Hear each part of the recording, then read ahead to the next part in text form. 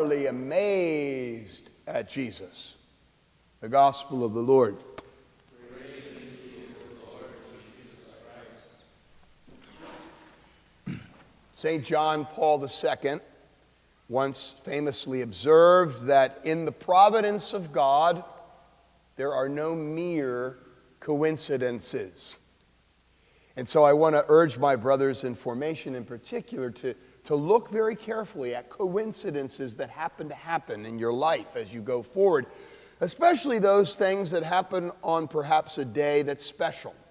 So today for Joe Pham, who goes to his summer assignment, and Andrew Corienti, for Matt and for Ross, this is a special day. This is the day the Lord sends you forth. And it seems to me that perhaps God has a special message kind of laid in today's celebration, not picked at all for your sending forth, but it seems perfectly adapted to this moment. First, of course, we have a Capuchin saint to send you forth with, the example of Felix. You know, in 1984, Bob McCurry told us a few weeks back that John Paul chose as the very first saint a humble Capuchin brother to canonize. And so in 1984, he gave his first canonization in Rome for Crispin of Viterbo. And Benedict XVI decided to follow suit 21 years later. And in 2005, he lifted up to the ranks of saints Felix of Nicosia, today's saint. Now you talk about coincidences. Here is a guy, Felix, who was born exactly 100 years after Felix of Cantalice. Cantalice, of course, or Cantalice, is in the area of Lazio, or near Rome, and Nicosia is down in Sicily, the soccer ball that's being kicked into the Mediterranean Sea. Felix of Cantalice was born in 1515, and Felix of Nicosia, 1715.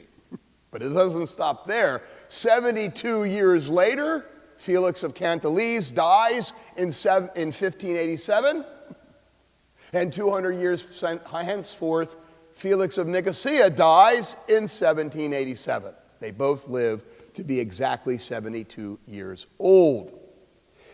Felix of Cantalice, our first saint, had, of course, as his great mantra that he used as he walked the streets of Rome, Deo gratias, thank God. No matter what happens, he would thank God. He would surrender the day before him into gratitude.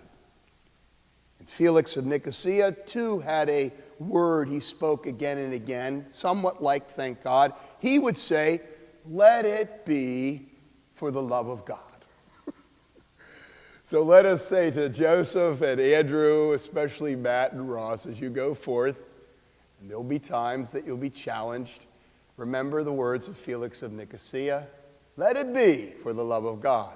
Which brings us, interestingly enough, to today's first reading. It's a marvelous reading. I don't know if you guys heard it. So often we come here and our ears are asleep. But go back and read Peter, second letter of Peter, chapter 3, verse 12 and following.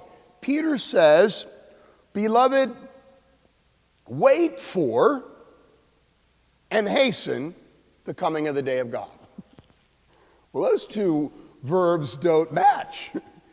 Waiting for means you're kind of letting go and just waiting for something to happen. Hasten means you're trying to bring it about. Which one is it, Peter? Should we wait for the coming of the Lord or should we hasten it? It's a great juxtaposition, a great tension. And of course, we Catholics know that the answer is not either you wait for or you hasten. But in fact, we both wait for and hasten. This draws us right into the great prayer of Felix of Nicosia, who is basically saying, I'll wait for the coming of the Lord, let it be. For the love of God is the power that hastens him to bring it about. Or to quote a far more common prayer that I'm going to end here with, the great prayer of Reinhold Niebuhr, which animates the 12-step programs of recovery. and there's actually a beautifully Christian prayer that this Protestant wrote called the Great Serenity Prayer, right? And we should know that by heart, at least the opening lines, right? God grant me the grace to accept the things I can't change, the grace to wait for the coming of the Lord, and give me the courage, Lord, that is to say, give me the courage to hasten the things I can change. And so, brothers, we see in the life of Felix, we see in the life of all the great saints, this tension. It was put forward, I Googled this earlier this morning, as a great line that's ascribed both to St. Augustine and later to St. Ignatius of Loyola. And the line is, pray as if all depended on God, and work as if all depended on you. Wait for and hasten. Before I quote the Serenity Prayer in its entirety, I'll take my seat here in just a minute, I want to suggest just one thing that we are to hasten and something else that we are to wait for. We are always to hasten, brothers, those changes we personally can make in our life.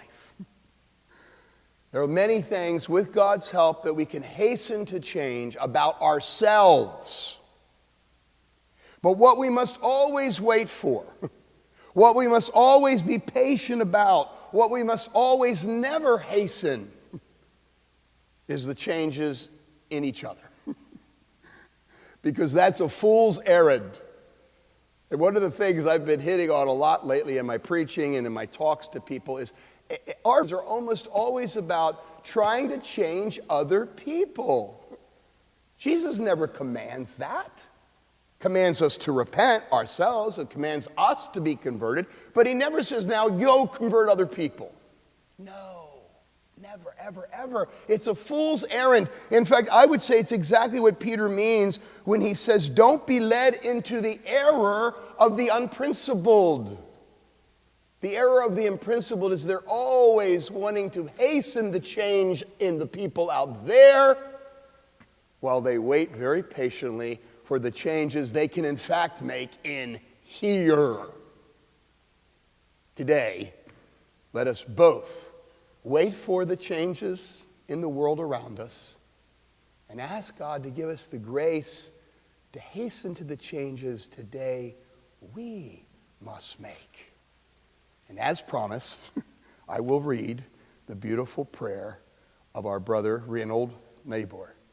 God, give us the grace today to accept with serenity things that cannot be changed, courage to change the things which should be changed, and the wisdom to distinguish the one from the other, living one day at a time, enjoying one moment at a time, accepting hardship as our path to peace, taking as Jesus did this sinful world as it is, not as we would have it, trusting that you will make all things right if we surrender to your will, so that we may be reasonably happy in this life and supremely happy with you forever in the next.